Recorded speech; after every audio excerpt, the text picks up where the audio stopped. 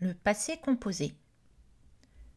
Pour parler d'événements uniques et soudains au passé, on utilise le passé composé dont la structure est auxiliaire plus participe passé. Exemple, hier, elle a glissé, elle est tombée et elle s'est cassé la jambe. Donc on a auxiliaire et participe passé.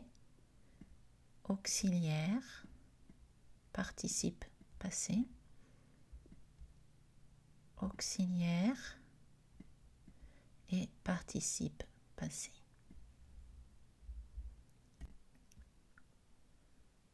Les deux auxiliaires. Un auxiliaire est un verbe utilisé pour sa fonction grammaticale et pas pour sa signification. En français, avoir et être sont les auxiliaires nécessaires pour former le passé composé. On les conjugue au présent. Avoir au présent.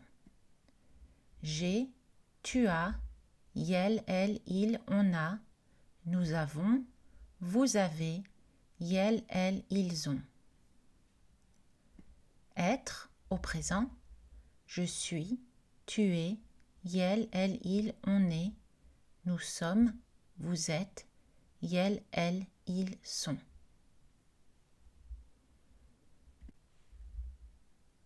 Choisir l'auxiliaire. La plupart des verbes utilisent l'auxiliaire avoir. Les verbes pronominaux, par exemple se lever, se réveiller, s'amuser, utilisent toujours être. Un petit groupe de verbes fréquents utilise être. Il est bon de les mémoriser. Voici les verbes conjugués avec être au passé composé à mémoriser.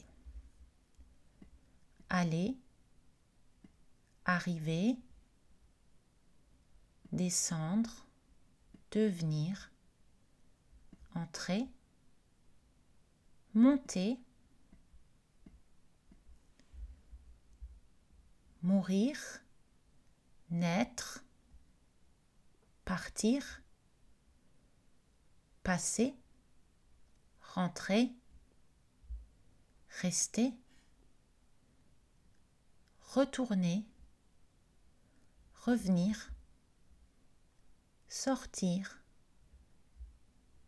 tomber, venir. Le participe passé. L'auxiliaire est le verbe techniquement conjugué du passé composé. Les éléments de négation ne et pas se mettent autour de l'auxiliaire. Les adverbes se mettent souvent après l'auxiliaire.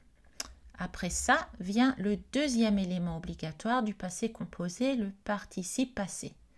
C'est une forme un peu similaire à un adjectif. Exemple, ils ont mangé à 7 heures, mais ils n'ont pas bu avant 10 heures.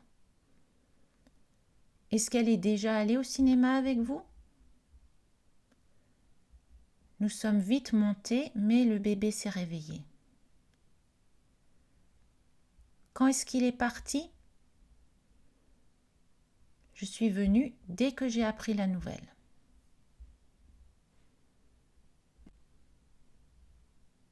La formation du participe passé. Pour les verbes en ER, il faut remplacer ER avec E accent aigu. Pour les verbes en IR, il faut remplacer IR avec I. Pour les verbes en RE, il faut remplacer RE avec U. Exemple A, aller, casser, étirer, jouer, manger. Exemple B, choisi, dormi, fini, parti, sorti. Exemple C. Attendu, descendu, entendu, perdu, répondu.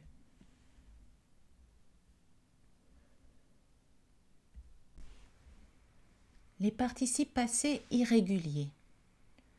Certains verbes fréquents ont un participe passé irrégulier qu'il faut mémoriser. Bu, conduit, connu, dû, cru, dit, écrit, fait, lu, mis, ouvert, plus, pu, reçu, ri, su, suivi, venu, vécu, vu, voulu. Les verbes avoir et être se conjuguent rarement au passé composé. Quand c'est le cas, leur auxiliaire est avoir et leur participe passé est eu pour avoir et été pour être.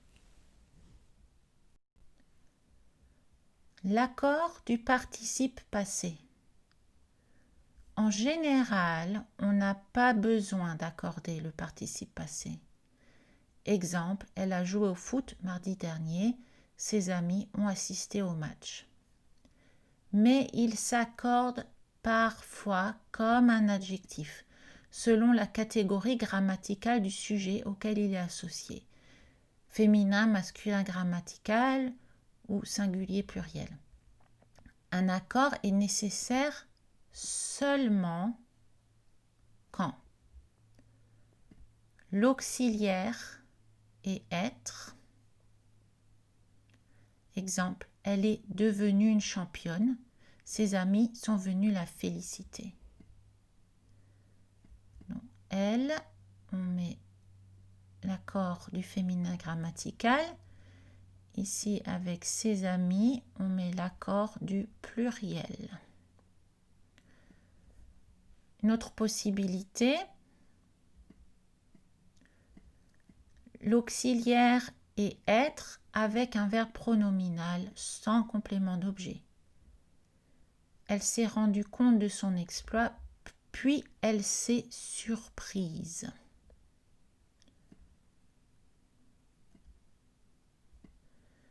Donc ici, on n'a pas d'objet, donc on peut avoir l'accord. Mais au début, ici, elle s'est rendue compte, on a un objet. Donc, on n'a pas d'accord. C'est vraiment une petite technicalité. Autre exemple, c'est l'auxiliaire est avoir et un objet direct précède l'auxiliaire. Exemple, ils l'ont félicité. Le « elle » fait référence à une fille. Donc, on met la marque du féminin grammatical. Et l'ont invité à dîner.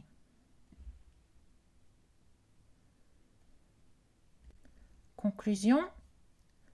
Le passé composé a deux éléments obligatoires, un auxiliaire et un participe passé. L'auxiliaire avoir est le plus commun. L'auxiliaire être s'utilise avec quelques verbes fréquents et avec tous les verbes pronominaux. En général, on n'accorde pas le participe passé quand l'auxiliaire est avoir. Mais quand l'auxiliaire est être, on accorde le participe passé comme un adjectif avec le sujet de l'action.